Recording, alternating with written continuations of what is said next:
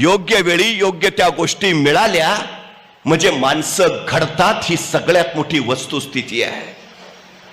मी का बिघडलो माहिती आहे?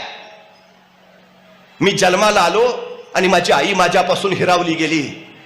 मी चालायला लागलो आणि माझे वडील माझ्यापासून नियतीने हिरावले गेले. मला आधार देणारं, घडवणारं, संस्कार देणारं, जगवणारं कुणी नव्हतं. कुशीत घ्यावं आणि दूध भात चारावा त्या आईचे हात मला कधी लाभले नाहीत.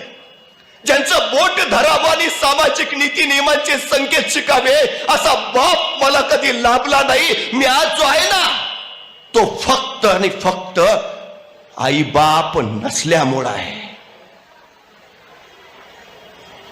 वाल्याचा वाल्मिकी होतो जर योग्य साथ, आधार, संस्कार लाभला तर. पण वाल्मिकीचा वाल्या व्हायला सुद्धा वेळ लागत नाही जर पाठीशी सावरणारं कुणी नसलं तर.